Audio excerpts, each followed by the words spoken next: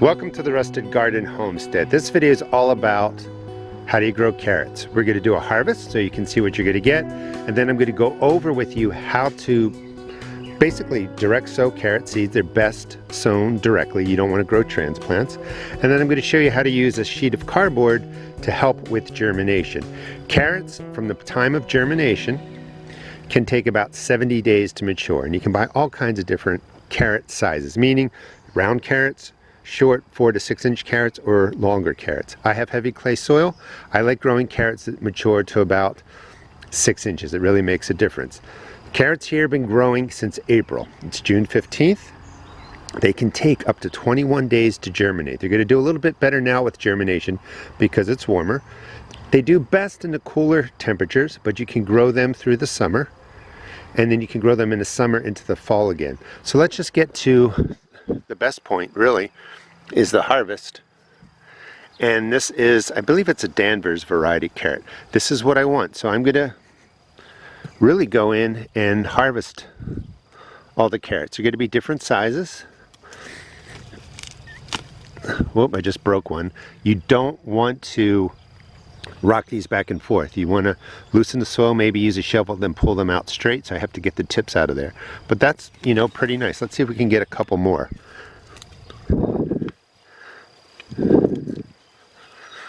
Just gently try and pull them straight up. I mean, look at that. Beautiful. You do have to loosen up the soil a little bit. So if you're, you know, subscribing to a no-dig style, and these are planted pretty closely together too. If you're subscribing to a no-dig style, that's fine, and it does make sense. But sometimes when you're growing root crops, you definitely want to loosen the soil. Let's pull a couple more out of here. So you get the idea. This is everything that I've pulled out. They look pretty good. Your carrots, upper growth, looks something like this. And you can actually use this in cooking. I haven't figured out how to use it yet, but people do use it. If your carrots stay in too long, these are all beautiful.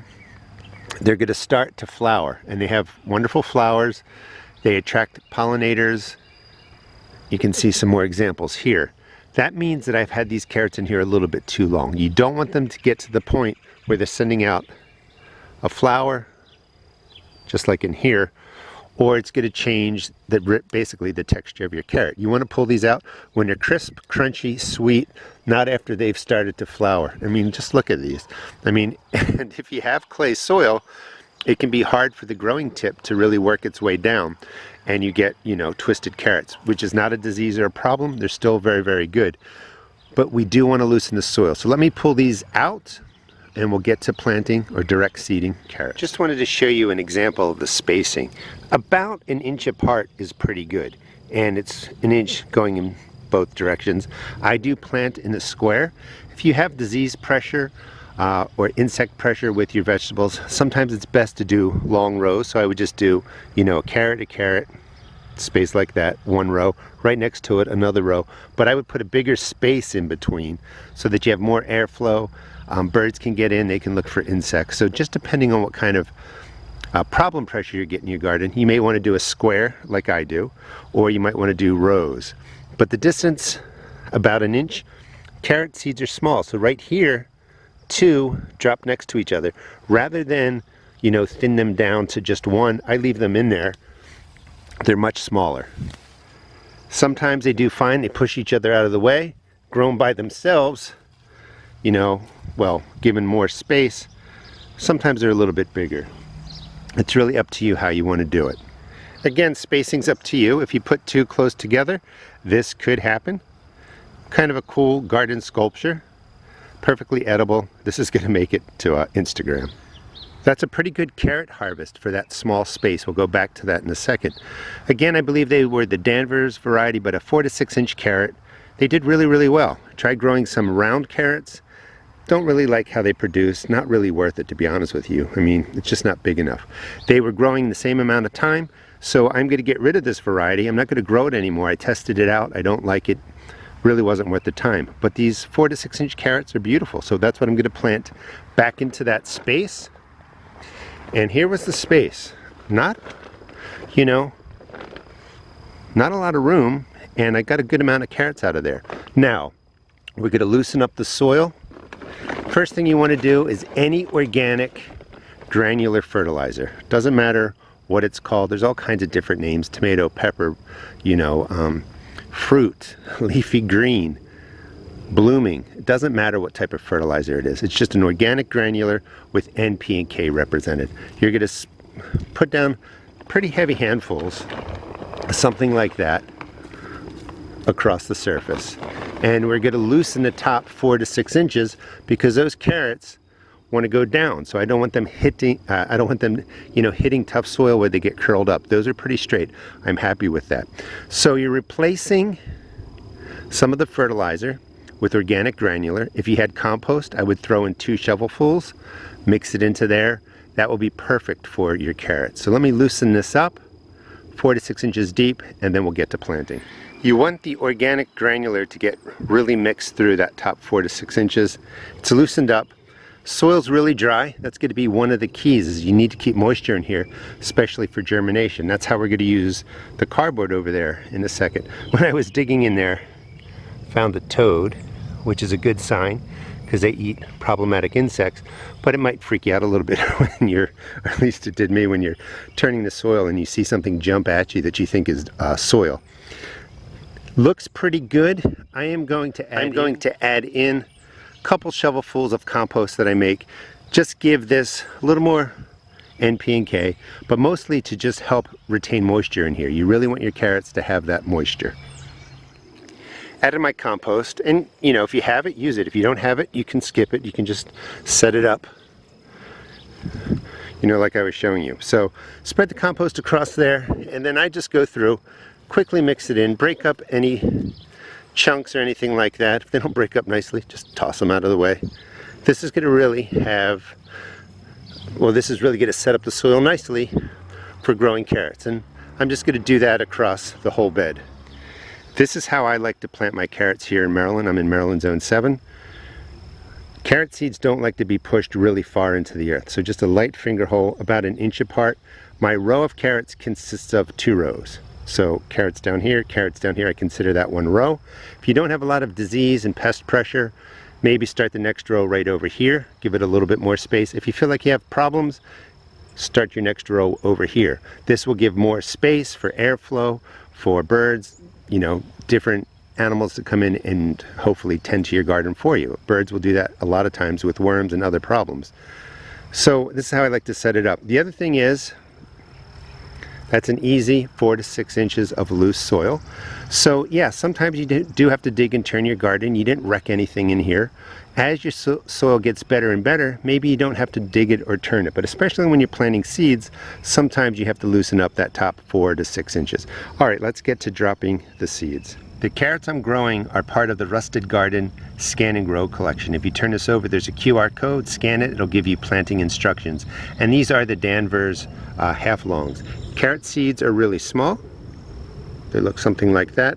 And I've planted 2, I don't know if you can see them, but I planted 2 per hole. I will thin them down to 1, and I did a row here, a row here, and a row here. And that's a lot of carrots just for this little space. Carrots, like I was saying, are best grown really early spring into early summer, or later summer into the fall. Now that it's June 15th, if the soil bakes from the sun getting up to 80, 90, 100 degrees, the carrots aren't going to grow really well. So I'm going to show you how to use cardboard to help them get off to a good start, germinate, keep the soil cooler. They prefer to germinate when the temperatures are below 75 degrees Fahrenheit. But I'm also going to use shade cloth to keep the soil cool, and this way I can get some carrots over the summer. But if it's too hot in your area, this video will be great. Come later August, you can plant your carrots and you can grow them into the fall. So now that I have 2 seeds per depression, about 1/4 inch deep, I'm just going to lightly cover them over. And then we're going to soak this whole area down. The soil was pretty dry, even down to that 4 to 6 inches.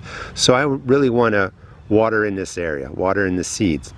With the higher temperatures, 80, 85 degrees, this would dry out really quickly, within a day. The heat from the sun's going to warm this up, like I was saying, to 90 to 100 degrees. We're going to put cardboard over this.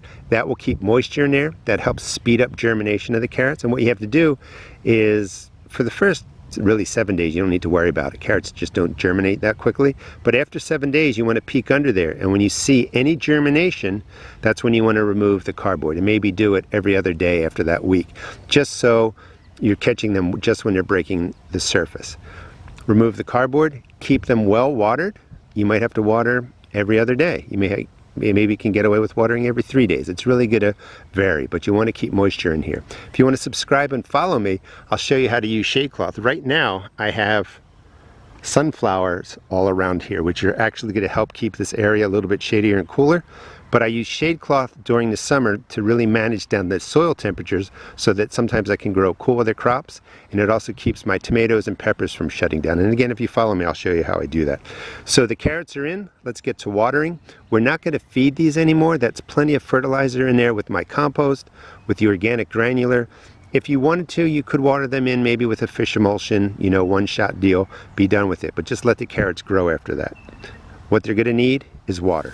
Watering is a question I get asked about all the time, and I can't give you an exact answer because it just varies depending on the temperatures, your garden, how big the crops are. So because we just put seeds in, we want to be careful we don't blast the seeds out of the planting area, but we really want to soak in this whole area. And I'm going to do this in real time so you get a sense of how much water I'm putting down now. Remember, we're trying to get this down to, you know, a good 4 inches, 6 inches into the soil. That water will be waiting there for the carrots. When seeds germinate, they send a root down straight, typically first. That root looks for water. The green comes after that. The root system's all set up and it can support all that canopy growth. And I'm going to go a little bit longer. Water is the best friend to your garden, and we tend to underwater.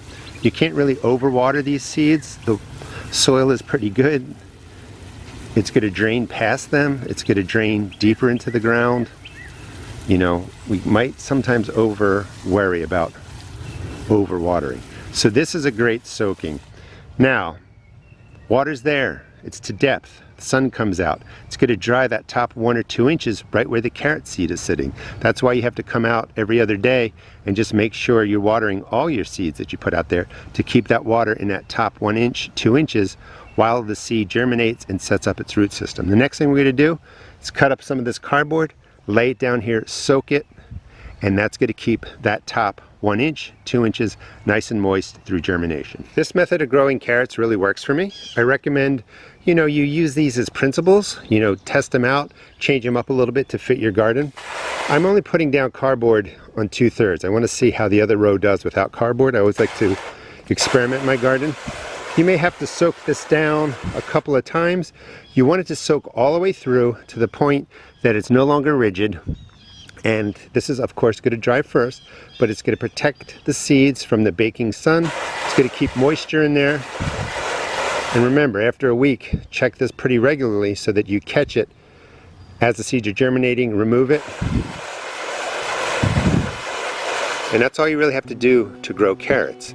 The half-longs are wonderful. Please check out my seed shop for the Scan and Grow collection, and please subscribe and follow me. I'll show you how to grow just about everything you can in a garden, and I'll show you how I use shade cloth.